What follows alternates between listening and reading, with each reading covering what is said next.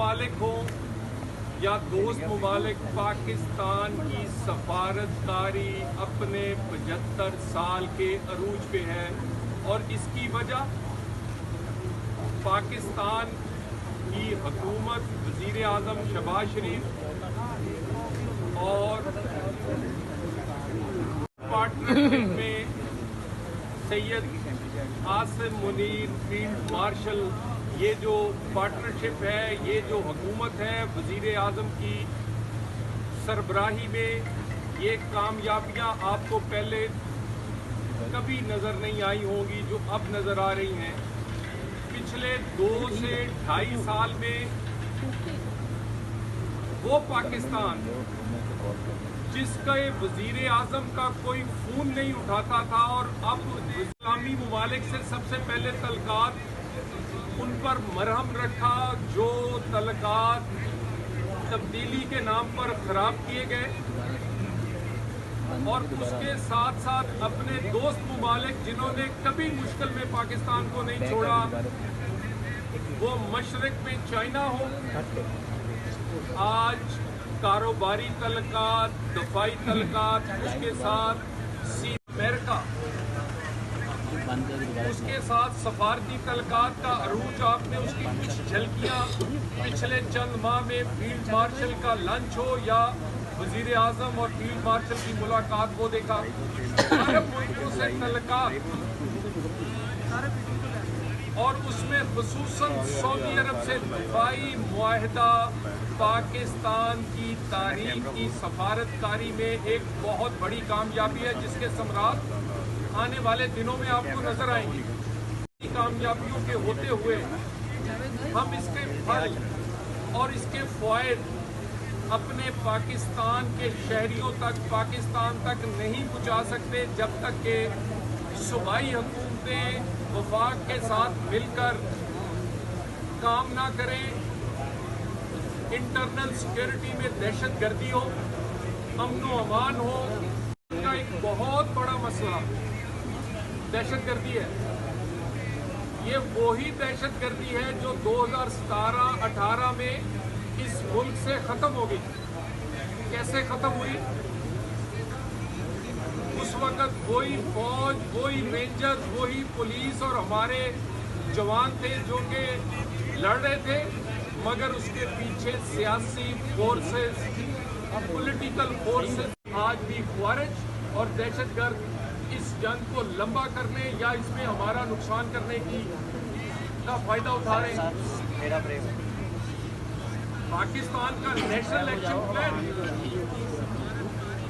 इसमें तो सबका इत्तेफाक है और इस national action plan Nawaz Sharif के दौर में बना, उसके बाद वानी पीटीआई के दौर में इसको दोबारा रिवाइज किया गया। पाकिस्तान हो, आम आदमी की जिंदगी आसान बनाने के लिए इक़दाम हों।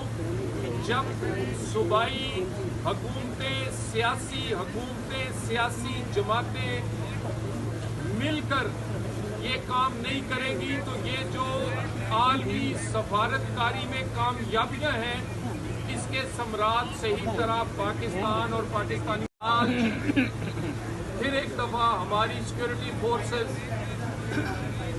उसी तरह कुर्बानियां दे रही हैं, कोई कमी नहीं है। यानी ये सिर्फ पाकिस्तान की सिक्योरिटी फोर्सेस में अहलियत है कि एक महीने में 4 फील्ड ऑफिसर, मेजर्स, कर्नल्स शहीद होते हैं जवानों के साथ पाकिस्तान को महफूज करने के लिए। लेकिन हमारा एक भी जवान क्यों शहीद हो? क्या सियासी रोल प्ले करने वालों ने, सियासत करने वालों ने, सियासी जमातों ने अपना रोल प्ले नहीं करना? अपनी सिक्योरिटी फोर्सेस के पीछे नहीं खड़े होना?